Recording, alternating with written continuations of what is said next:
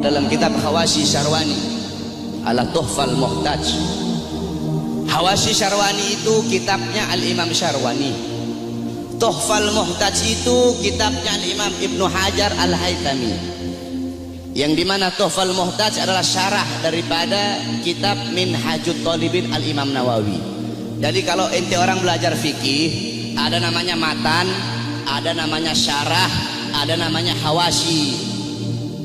Matan itu isi, syarah itu penjelasan daripada matan, hawashi penjelasan lebih rinci daripada syarah. Jadi matan diberi syarah, syarah diberi hawashi.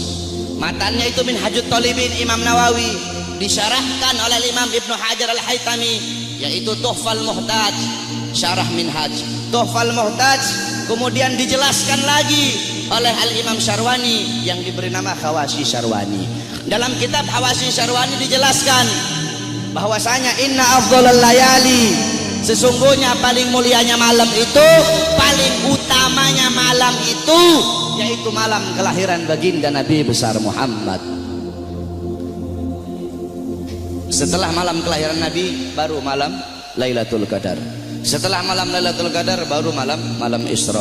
Setelah malam Isra setelah malam Lailatul Qadar malam Jumat. Setelah malam Jumat baru malam Isra. Kenapa malam kelahiran Nabi menjadi malam yang paling mulia? Kenapa malam kelahiran Nabi menjadi malam yang paling agung? As-Sayyid Al-Habib Muhammad bin Alwi Al-Maliki, beliau mengutip perkataan daripada Al-Imam Haramain Sayyid Amin Qutbi. Beliau berkata, Sayyid Amin Qutbi berkata, ya Lailatul Itsnin, madza safahat, wahai malam Senin, apa yang telah menyapamu? Wahai malam Senin, apa yang telah menyapamu? Kau begitu mulia, kau begitu agung, engkau begitu wangi, wahai malam Senin. Berawal hari-hari yang mulia dalam Islam, semua berawal darimu. Adanya Idul Fitri, adanya Idul Adha, adanya Ramadan, adanya Rajab, adanya Fathul Makkah, adanya kemenangan perang Badar, adanya Lailatul Qadar, adanya hari Jumat, adanya malam Jumat, adanya 10 Muharram, semua berawal darimu wahai malam Senin. Kenapa? Karena pada malam Senin itu lahir baginda Nabi besar Muhammad sallallahu alaihi wasallam, sehingga malam kelahiran Nabi menjadi malam yang paling mulia di muka bumi. Kenapa? Karena kalau tidak ada kelahiran Nabi, tidak akan ada Idul Fitri, tidak akan ada Idul Adha, tidak akan ada iman, tidak akan ada Islam. Makanya sampai-sampai begitu Allah memuliakan kelahiran Nabi Muhammad, karena begitu Allah ini memuliakan kelahiran Nabi, sampai-sampai orang yang meninggal dalam keadaan kafir, akan tetapi karena dia gembira dengan kelahiran Nabi, Allah ringankan azabnya dalam neraka. Dalam kitab Tafsir Bidayah wa Nihayah, Al-Imam Ibnu Katsir beliau meriwayatkan bahwasanya Sayyidina Abbas bin Abdul Muthalib pernah bermimpi berjumpa dengan Abu Lahab. Dalam mimpinya Sayyidina Abbas bin Abdul Muthalib bermimpi Abu Lahab sedang disiksa dalam neraka. Akan tetapi setiap hari Senin, azab dan siksanya Abu Lahab dihentikan dan Allah gantikan dengan rahmat. Dari jari-jari Abu Lahab itu bisa keluar air sehingga dia bisa minum dari air tersebut. Maka Sayyidina Abbas pun bertanya, wahai Abu Lahab, kenapa setiap hari Senin Allah angkat azab dan siksamu? Dari jari-jarimu bisa keluar air, kenapa hanya di hari Senin, tidak di hari-hari yang lain? Apa kata Abu Lahab? Iya, karena dulu ketika Muhammad lahir, aku bergembira dengan lahirnya Muhammad. Aku memiliki budak yang bernama Suwaibah. Suwaibah datang kepadaku memberi kabar tentang lahirnya Muhammad. Aku gembira sehingga aku bebaskan Suwaibah. Aku bebaskan dia dari budak. Nah, karena aku membebaskan Suwaibah, karena kegembiraanku dengan lahirnya Muhammad, karena aku gembira sesaat dengan lahirnya Muhammad, maka dari itu setiap hari Senin Allah angkat azab dan siksaku. Itu Abu Lahab. Setiap hari Senin Allah angkat azab dan siksanya hanya karena bergembira sesaat dengan lahirnya Al-Mustafa. Maka bagaimana dengan saya dan kalian kalau kita bergembira seumur hidup kita dengan lahirnya baginda Nabi besar Muhammad? Oleh karena itu, saudara-saudara, kita duduk di sini memuliakan kelahiran Nabi, mengagungkan kelahiran Nabi.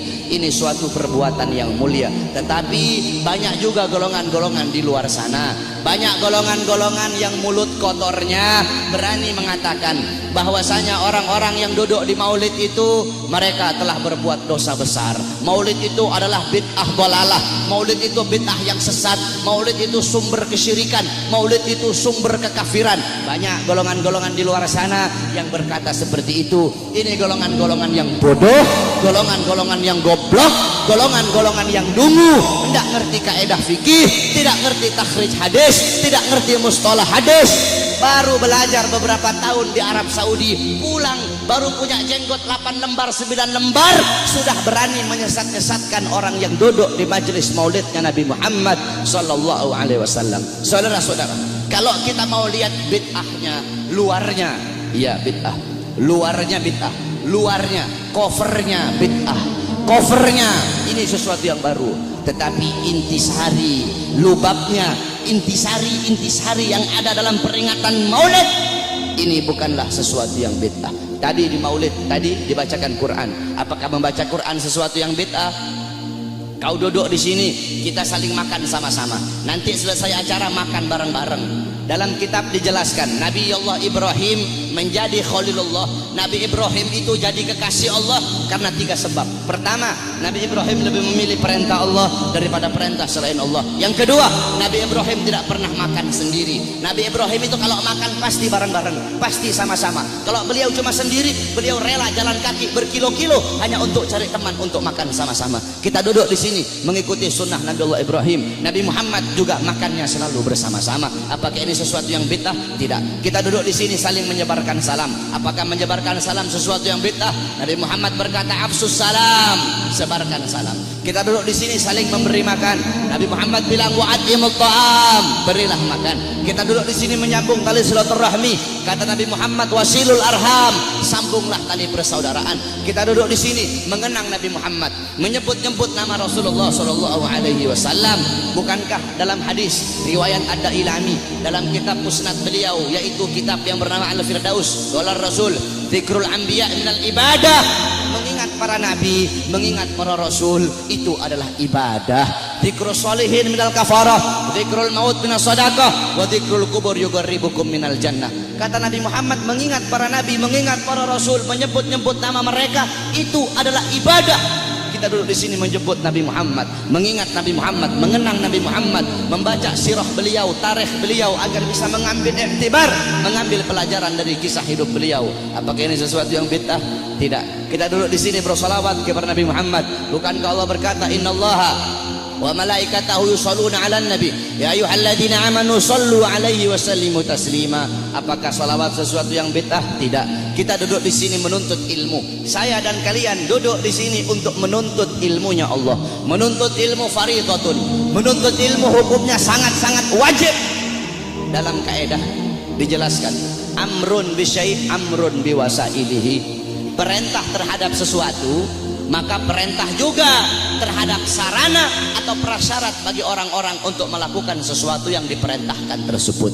Kalau seumpama naik ke atas ini wajib, maka yang mendorong kita untuk naik ke atas itu pun hukumnya wajib.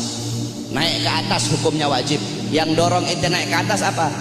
Tangga, maka tangga juga hukumnya wajib. Kalau ente naik ke atas hukumnya sunnah, maka tangga juga hukumnya jadi sunnah. Saudara-saudara, beli baju, membeli baju hukumnya apa? Mubah. Beli baju hukumnya mubah. Menutup aurat hukumnya wajib. Menutup aurat hukumnya wajib. Kamu sedang keluar dari rumah, tiba-tiba bajumu lepas, bajumu sobek atau bajumu lepas, kelihatan kamu punya aurat, kelihatan kamu punya aurat. Membeli baju hukumnya mubah, tapi ketika itu berubah menjadi wajib. Kenapa? Karena baju salah satunya yang menjadi syarat bagimu untuk bisa tutup kau punya aurat, sedangkan nutup aurat hukumnya wajib. Bersiwak hukumnya apa? Sunnah. Bikin kantong baju hukumnya apa? Bikin kantong baju hukumnya mubah. Bersiwak hukumnya sunnah. Bikin kantong baju hukumnya mubah. Kamu mau keluar rumah, kantong apa? Bajumu tidak punya kantong, bajumu tidak punya kantong. Kalau tidak ada kantong tidak bisa kamu bawa, kamu punya siwak. Sedangkan bersiwak hukumnya sunnah, bikin kantong baju hukumnya mubah. Ketika itu berubah, bikin kantong baju hukumnya jadi sunnah. Kenapa? Karena kantong baju yang jadi syarat bagimu untuk bisa bawa kau punya siwak. Nah, menuntut ilmu hukumnya wajib, saudara-saudara. Maka ketika maulid menjadikan dirimu, mendorong dirimu untuk menuntut ilmu, maka ketika itu maulid pun hukumnya berubah menjadi wajib. Kalau maulid mendorong engkau untuk sedekah, sedekah hukumnya sunnah, maka maulid juga hukumnya menjadi sunnah. Bersalawat hukumnya sunnah, maka ketika itu maulid mendorong kau untuk bersalawat, maka maulid juga hukumnya menjadi sunnah. Oleh karena itu nanti wasiat saya, kalau nanti ada yang nanya kepada kalian semua, kenapa kamu merayakan maulid Nabi Muhammad? Jawab, saya merayakan maulid Nabi untuk memuliakan dan mengagungkan kelahiran Nabi. Siapa yang suruh memuliakan kelahiran Nabi? Siapa yang suruh mengagungkan kelahiran Nabi? Yang suruh adalah Allah. Ayat tadi itu, qul bi fadlillah wa bi rahmati fabidzalika falyafrahu. Katakanlah dengan anugerah dan rahmat Allah, dengan rahmat itu fayafrahu, gembira kalian, senanglah kalian dengan adanya karunia dan rahmat Allah Subhanahu wa taala. Saudara-saudara, ada beberapa ibadah yang sengaja dikaitkan dengan sejarah. Contohnya haji. Haji itu ibadah wajib, sengaja dikaitkan dengan sejarah Nabi Allah Ibrahim, mulai dari wukuf, tawaf, sa'i, melempar jumrah, sehingga ibadah haji menjadi ibadah wajib. Berpuasa pada tanggal 10 Muharram.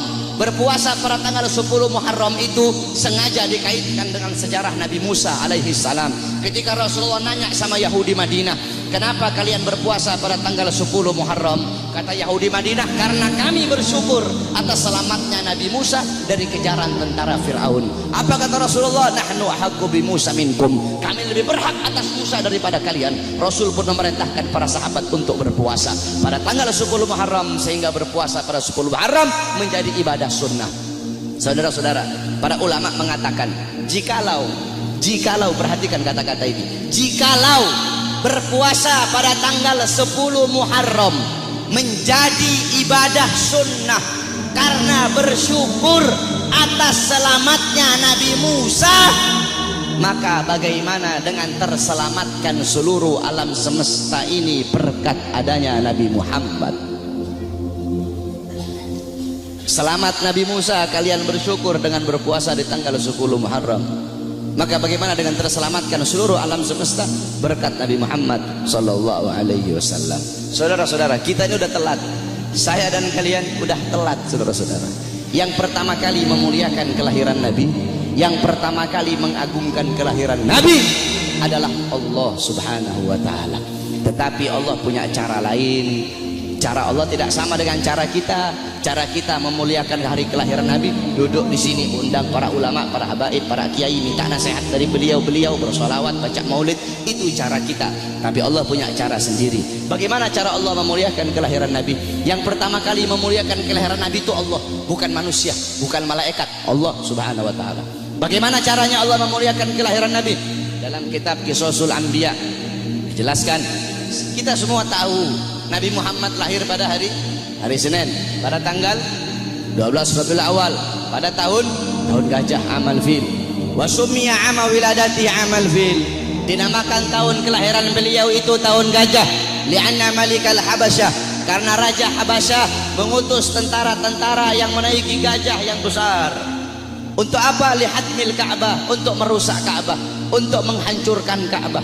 Tapi Allah punya rencana lain. Allah mengutus burung ababil dari neraka Sijil. Satu ekor burung bawa 2 buah batu, 3 buah batu.